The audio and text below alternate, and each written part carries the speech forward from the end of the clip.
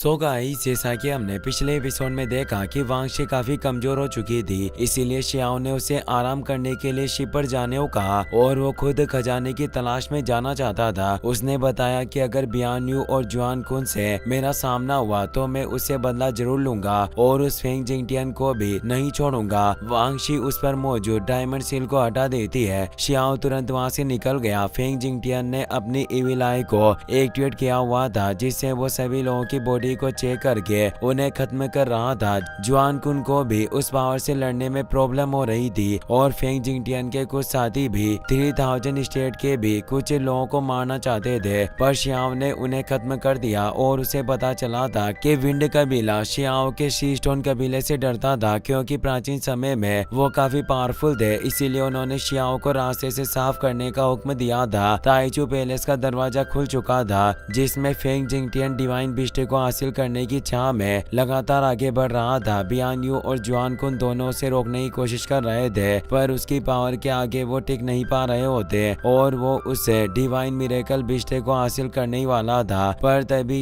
Xiao ने उसे रोक दिया था। फेंग जिंगटियन गुस्से में अपने 10 क्रॉस डिवाइन पाथ को एक्टिवेट करने लगा, जिससे शियाओ भी 6 से 5 रीइंकार्नेशन टेक्निक को एक्टिवेट करने लग गया था। अब बताया जाता है कि कई सारी अफवाहें हैं कि प्राचीन युद्ध के दौरान 6 से 5 ऑफ रीइंकार्नेशन और दूसरी दुनिया के मार्शल आर्ट के बीच युद्ध हुआ था और इन दोनों के ही नेचुरल रेस्ट्रेनिंग इफेक्ट थे और उन्होंने इन मार्शल आर्ट के बलबूते पर कई सारे लोगों पर काबू पाया था। शियाओ ने भी अब 6 से 5 रीइंकार्नेशन को पूरी तरीके से एक्टिवेट कर लिया होता है और वो फेंग जिंगटियन के 10 इविल पाथ से टकरा रही होती है। शियाओ को एहसास हो रहा था कि विंड ट्राइब की यह डार्क हेवनली पावर वास्तव में उस विदेशी दुनिया जहाँ में गया था वहीं से प्राप्त की गई एक मार्शल आर्ट होगी, पर शियाओ की 6 रीइंकार्नेशन पाथ पावर काफी पावरफुल थी और उसने 6 स्क्रॉल यानी 6 से 5 में से एक गोस्ट रियल्म को एक्टिवेट कर लिया, जिसमें फेंग जिंगटियन फंस गया होता है और इस रियल्म को 6 से 5 ऑफ रीइंकार्नेशन के फर्स्ट इल्यूजन के नाम से भी जाना जाता है। फेंग जिंगटियन लगातार नीचे गिरता जा रहा होता है और अब वो कई सारे गोस्ट के बीच फंस गया था। उसे खुद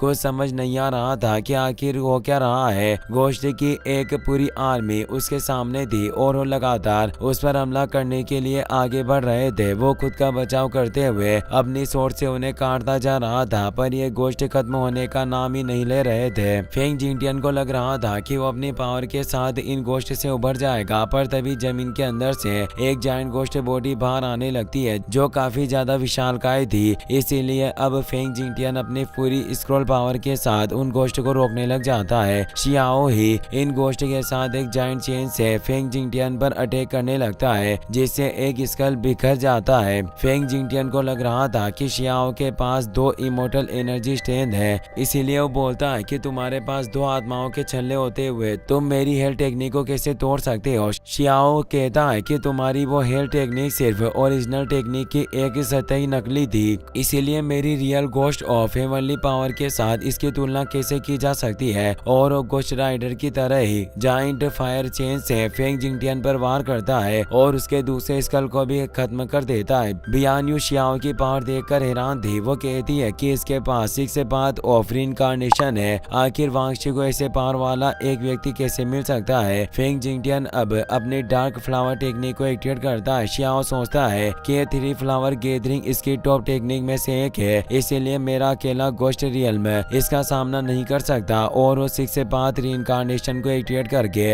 अब उसके फर्स्ट ट्रांसफॉर्मेशन 6 रियल्म से यूनिफाइड को एक्टिवेट कर लेता है, जिससे एक अलग ही स्पेस पावर क्रिएट हो गई थी जिसने उन इविल 3 फ्लावर को भी सोख लिया था। फेंग जिंगटियन अब अपने डबल सरपेंट को एक्टिवेट करके उस पर हमला करता है, पर इस 6 रीइंकार्नेशन पावर के सामने दोनों सरपेंट धूल में मिल जाते हैं। शियाओ अब अपनी रीइंकार्नेशन पावर को और ज्यादा बढ़ाकर उसे फेंग जिंगटियन की तरफ बढ़ाने लगता है, जिससे वो डर जाता है क्योंकि ऐसी भयानक शक्ति का वो सामना नहीं कर पा रहा था और उसके मुंह से अब खून निकलने लग गया था। वो सोचता है कि आखिर ये कौन सी इविल टेक्निक है जो मेरे विंड क्लेन के एंसेस्ट्रल नेचुरल स्किल्स को भी दबा सकता है। और अब वो अपने क्लेन की एम्ब्रो पावर को एक्टिवेट करने की कोशिश करता है, पर शियाओ इस पावर पर थूकता हुआ कहता है कि यह भी सिर्फ एक नकल है और वो अपनी 6 रीइंकार्नेशन पावर के साथ उसे नुकसान पहुंचाने लगता है। फेंग जिंगटियन काफी मुश्किल से बचने की कोशिश कर रहा होता है। बियान यू को ये काफी अच्छा का मौका लगता है और वो भी अपनी पावर को एक्टिवेट करके फेंग जिंगटियन पर हमला कर देती है, जिससे वो काफी दूर जाकर गिरता है। फेंग जिंगटियन का गुस्सा अब काफी ज्यादा बढ़ गया था और वो अपनी हेलिश इमेज को एक्टिवेट कर लेता है, जो फेंग जिंगटियन का एक ट्री फ्लावर फील्ड टेक्निक होता है। साथ ही वो बोलता है कि तुम तीनों मुझे मिटाने के लिए एक साथ एक ग्रुप में शामिल हो गए। अगर तुम्हारे पास हिम्मत है तो मेरे इस डोमेन में आओ और मुझे मारने की हिम्मत करो। मुझे नहीं लगता कि तुम ये हिम्मत कर पाओगे। उसका डोमेन एक्टिवेट हो चुका था और वहाँ एक पोर्टल खुल गया था, यानी उसने उन तीनों के लिए रास्ता खोला था जिसमें वो उन्हें फंसाना चाहता था। शियाओ सोचता है कि ये मुझे बेलाकर जाल में फंसाना चाहता है, वास्तव में पागल है। पर अपना शियाओ भी किसी से नहीं डरता और वो भी उस पोर्टल में चला जाता है।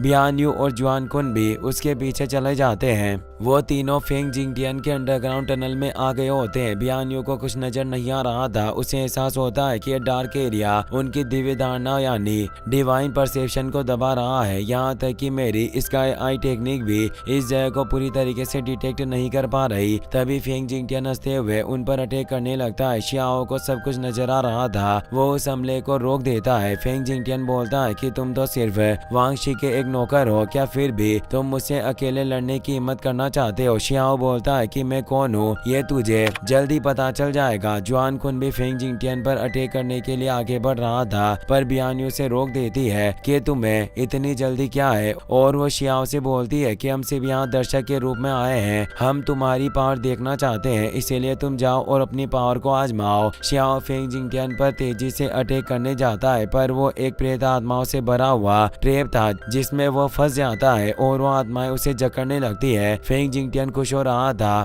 कि आखिरकार तुम मेरे इस डार्क रियल में फंसी गए। तुम अब यहाँ अपनी किसी भी स्किल का इस्तेमाल नहीं कर सकते, और अपने जायंट क्लो से उसे मारने वाला था जो dark Asian Avonlea art essence का डार्क मैजिक फिस्ट था। पर तभी शियाओ के अंदर से तेज गोल्डन थंडर निकलती है, जो थंडर एम्पर लो टेक्निक थी जिससे वो सभी प्रेत आत्माएं नष्ट हो गई थी, और उसकी ये थंडर उस डार्क मैजिक पाम की तरफ बढ़ने लगता है। शियाओ कहता है कि तुम्हें अब एहसास होगा कि आखिर कौन किसके जाल में फंसा है। फेंग जिंगटियन परेशान हो गया, वो खुद का बचाव करने के लिए जल्दी से अपनी टेक्निक को एक्टिवेट करता है, पर वो थंडर एम्पर की टेक्निक होने से थंडर काफी फियर्स थी, जिससे फेंग जिंगटियन कमजोर पड़ता जा रहा था। बियान्यू चकित रह गए कि इस फेंग जिंगटियन ने फिनिक्स ब्लड में स्नान किया है और इस लड़के की स्टेज काफी कम है, फिर आखिर ये लड़का इस पर इतना दबाव कैसे डाल सकता है? ये वांगशी का बेटल सर्वेंट असलियत में आखिर कौन होगा? फेंग जिंगटियन की टेक्निक ज्यादा देर तक टिक नहीं पाती और वो उन थंडर से बुरी तरीके से घायल होकर उस डार्क डोमेन से बाहर निकलकर ताइचू पैलेस के बाहरी एरिया में जाकर गिरता है। वो ठीक से उठ भी नहीं पा रहा था। शियाओ और उसके साथ बियान्यू और जुआन कुन भी वहां जाते हैं। शियाओ कहता है कि अभी तो हमारी लड़ाई स्टार्ट ही हुई थी, तुम इतनी जल्दी से कैसे ढेर हो सकते हो? फेंग जिंगटियन को काफी गुस्सा आ रहा था, पर अपनी पावर के साथ शियाओ का सामना नहीं कर सकता था, इसीलिए वो अपने शरीर में मौजूद उस डार्क बॉडी को बाहर बुलाने लगता है। जो उसके छठे अंकल होते हैं वो काफी तेज टोर्नेडो के साथ बाहर आने लगता है। छठा अंकल बोलता है कि ये जूनियर जो अभी तक थर्ड इमोर्टल एनर्जी स्ट्रेंथ को भी हासिल नहीं कर पाया, फिर भी फेंग जिंगटियन इसने तुम्हें हरा दिया, इसीलिए तुम्हें जीनियस कहलाने का कोई अधिकार नहीं। तुम्हारा जीनियस स्टेट इस लड़के को सौंप दिया जाना चाहिए। शियाओ, बियान्यू और जुआन कुन इस डार्क पेटिशनर को देखकर हैरान हो रहे थे, पर फेंग जिंगटियन अपने अंकल से कहता है कि जब मैं इन तीनों को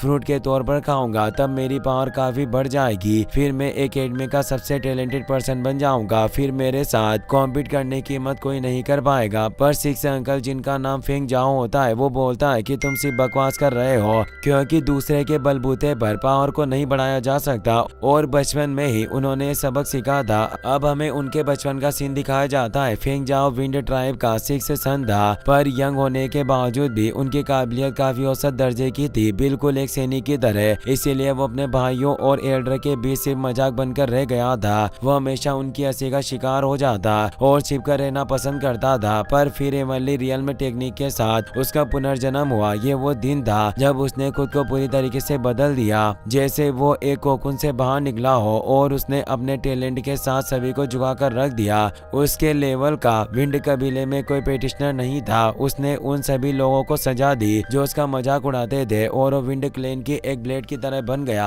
और इस वक्त से फेंग वो का नाम पूरे वर्ल्ड में फैल गया था। फेंग वो फेंग जिंगटियन से कहता है कि तुमने मेरे कबीले की शैली को नुकसान पहुंचाया, इसीलिए तुम्हें छोटी सी पनिशमेंट तो मिलनी चाहिए, और उस पर तेज दबाव डालने लगता है। बियान यू भी परेशान होती है क्योंकि विंड कबीले का एक पावरफुल एल्डर होता है, जिसकी वजह से विंड कबीला डार्क पावर के साथ चला गया था। फेंग वो बताता है कि मैं अपनी इस डार्क पावर के साथ ही विंड कबीले के उन वंशजों के साथ निपट पाया हूँ, पर अब ये 6 path of reincarnation heavenly art फिर से दुनिया में दिखाई देते हैं, इसीलिए तुम इस दुनिया में मेरे लिए वापस से परेशानी पैदा करोगे। और उस शियाओ पर हमला करता है, पर शियाओ एक बैरियर की मदद से उसके हमले को रोकने लगता है। इसी के साथ ये एपिसोड यहीं पर खत्म हो जाता है। वीडियो पसंद आया हो तो अपने दोस्तों के साथ शेयर करना, साथ इस वीडियो को लाइक और चैनल को सब्सक्राइब करने के लिए आपका तहे दिल से शुक्रिया। Thanks for watching.